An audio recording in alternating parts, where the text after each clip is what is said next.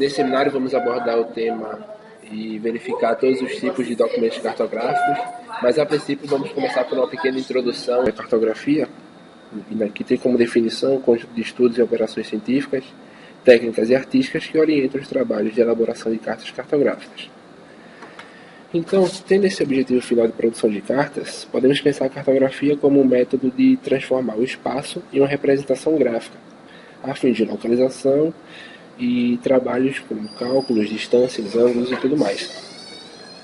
Os tipos de documentos que veremos nesse seminário serão os mapas, as cartas, os croquis, as plantas, as fotos aéreas e os planisférios. Bom, agora eu vou falar um pouquinho sobre mapas, certo? Um mapa é uma representação gráfica e métrica de um certo espaço territorial, certo? Que ela pode ser representada em forma plana ou em forma esférica, como no caso dos globos terrestres. E ele é usado para localização e orientação do espaço geográfico. Neles podemos registrar onde os elementos da superfície terrestre estão localizados, ou seja, onde se encontram as montanhas, as estradas, as casas, as cidades, os países ou os continentes. Assim podemos dizer que os mapas servem para planejarmos os nossos deslocamentos. Existem vários tipos diferentes de se representar uma determinada porção do espaço. Assim, temos mapas temáticos, que costumam ser divididos em econômicos, políticos, demográficos, históricos e físicos. Agora vamos falar um pouco sobre cada um desses tipos de mapas. Os mapas políticos mostram municípios, estados e países e seus limites, como está mostrando aqui nesse exemplo. Capitais e cidades importantes. Bom, existem também os mapas físicos, que são mapas temáticos utilizados na ciência para registrar graficamente características físicas de uma certa região. Como diz aí também a descrição da imagem, ele também fala que representam vários elementos naturais, como rios, relevos, diferentes altitudes, tipos de clima e vegetação. Por exemplo, esse mapa aqui ele está representando como é que se distribui a vegetação aqui no Brasil. Existem também os mapas históricos, que representam informações sobre determinado momento histórico. E normalmente ele vem com essa aparência antiga mesmo. Bom, agora vamos falar um pouco sobre mapas econômicos. Certo? Os mapas econômicos apresentam características referentes à produção e à circulação de riquezas, como recursos minerais, agropecuários, industriais e energéticos.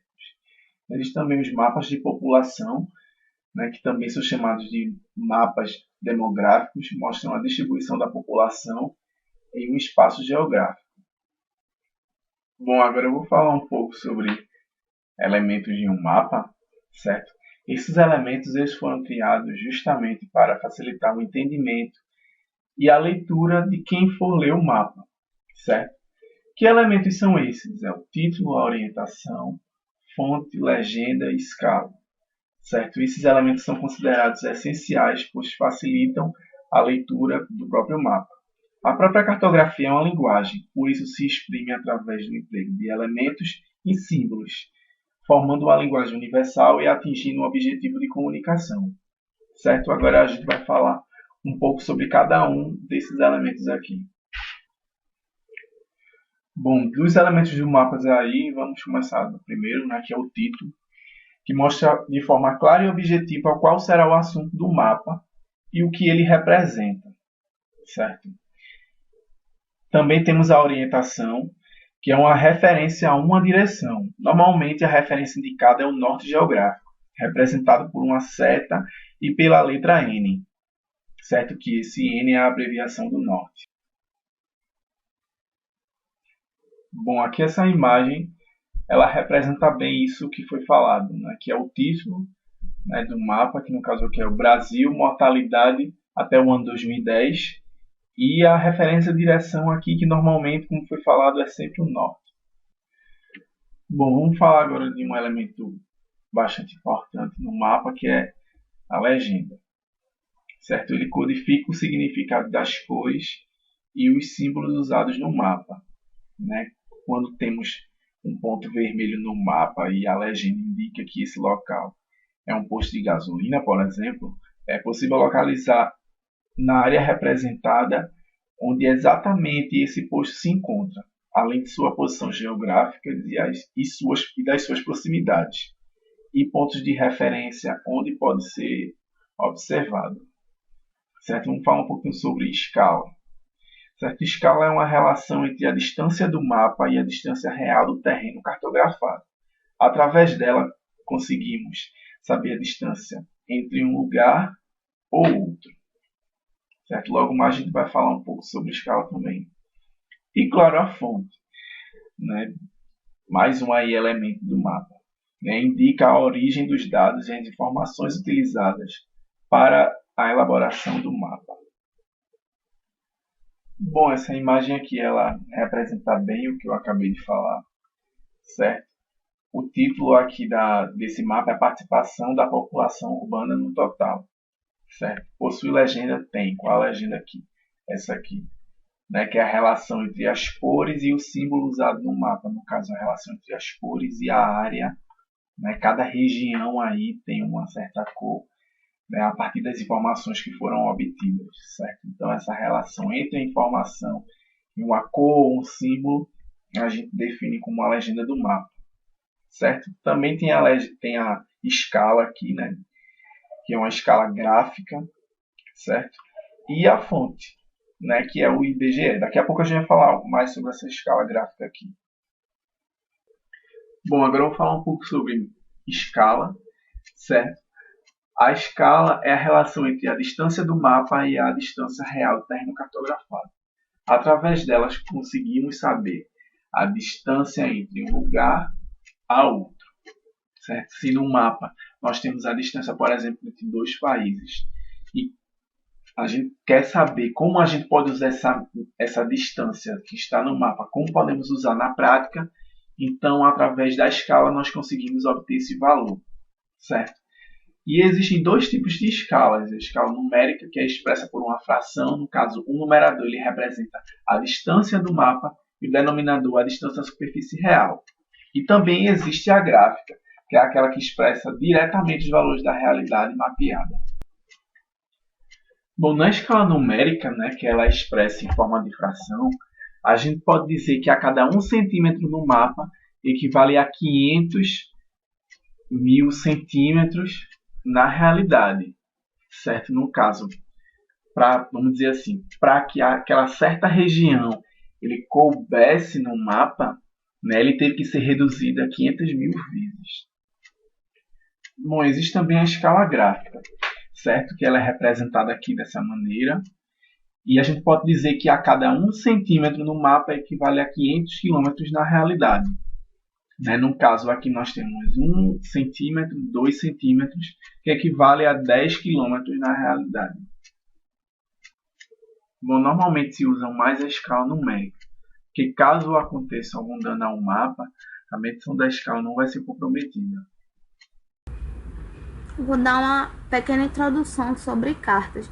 Como está descrito no slide, as cartas são representações em escala sobre o plano dos acidentes naturais e artificiais da superfície terrestre de forma mensurável, mostrando suas posições planimétricas e altimétricas. Essas posições altimétricas, o relevo, ela é normalmente determinada por curvas de nível, com as cotas referidas ao nível do mar. Assim, essa carta ela é o documento que representa de forma sistemática, que geralmente é em escala entre 1 para 100.000 e 1 para 25.000, e superfície terrestre por meio de projeções cartográficas. Mas vale lembrar que as cartas não são mapas, embora guardem com essas muitas semelhanças.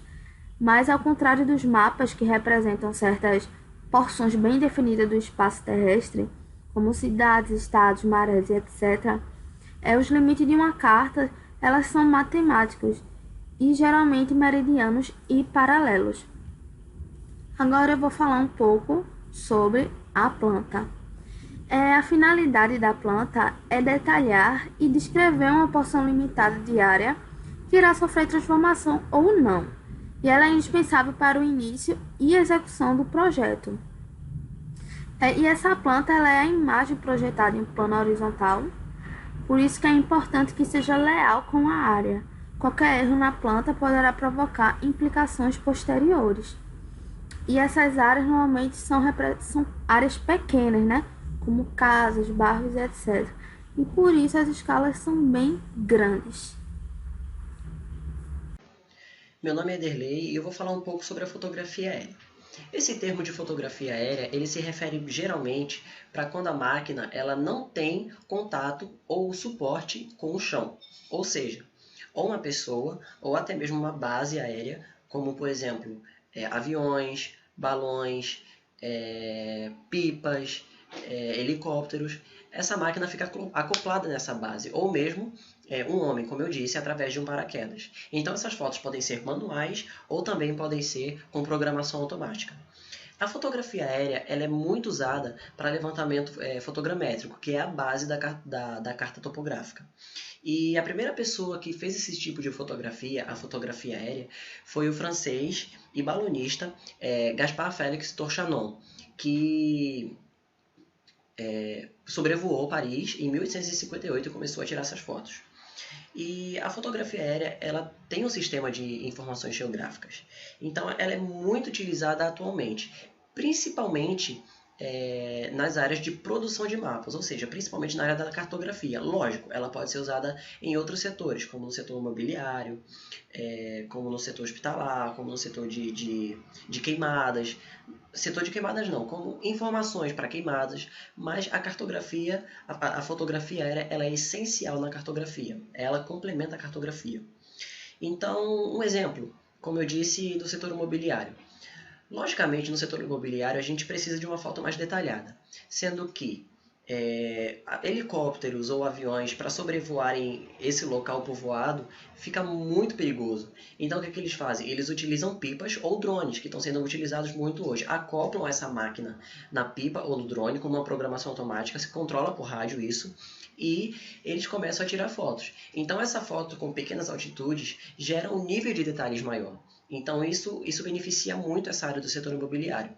Mas também nas grandes altitudes pode ser utilizada a ortofotografia, que é uma foto tirada a 90 graus e também são fotos que são corrigidas geometricamente. Por quê? Porque a ortofotografia, ela pode ser, as ortofotos, elas podem ser tiradas a uma distância teoricamente infinita. Então, a partir do momento que a gente se afasta do planeta, a curvatura da Terra faz se tornar mais visível na foto. Então, isso gera um tipo de deformação na foto. Uma deformação no sentido de menos detalhes, mais trabalhos com ângulos, menos detalhes no sentido de precisão.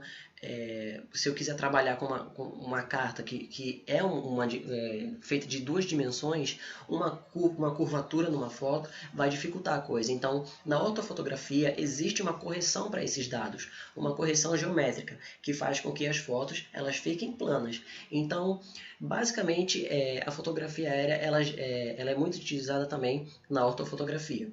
Sendo que, como eu tinha falado, a fotografia aérea ela é a base do levantamento, na verdade, ela é utilizada para levantamentos fotogramétricos, que é a base de cartas topográficas. Então, os setores estão crescendo muito hoje em dia por causa disso, porque existe uma necessidade de mapeamento, uma necessidade de conhecimento do local. Então ela está sendo muito utilizada hoje, até mesmo por ser um meio bastante prático, um meio bastante útil e isso gera muito emprego. Então, a fotografia aérea, a gente pode perceber pelo conteúdo histórico dela que ela trouxe muito desenvolvimento tecnológico. Grande parte do desenvolvimento tecnológico veio dela também.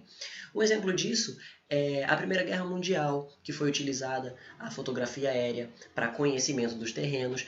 A Guerra Fria, que a gente sabe que foi uma disputa entre a Rússia e os Estados Unidos para quem tinha mais conhecimento, quem tinha mais tecnologia, quem tinha mais verbas, quem tinha mais recursos. Então, a fotografia aérea ela foi importantíssima nesses dados históricos para o seu crescimento tecnológico, para a gente usufruir hoje em dia do que a gente tem. Então, basicamente, a fotografia aérea é utilizada em vários setores, na cartografia para levantamentos fotogramétricos, para construção de cartas topográficas, mas também para setores imobiliários, como eu tinha explicado, para informações como queimadas, como áreas devastadas, outras informações como levantamento de doenças. De que tipo? Eu tiro foto daqueles locais que estão tendo um maior índice de doenças.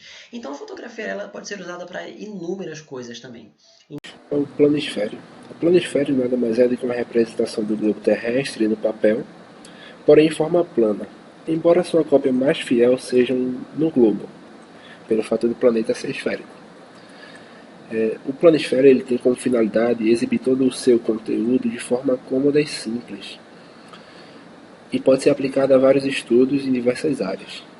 Em planisférios um pouco mais completos, pode ser observado correntes marítimas, de ar, etnias, religiões e outras características.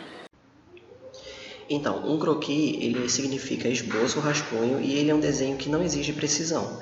Na verdade, ele só é um desenho bidimensional e costuma ser mais importante o registro gráfico de uma ideia. Ou seja, ele serve só para mostrar uma ideia. Não é necessariamente para mostrar a dimensão daquela ideia.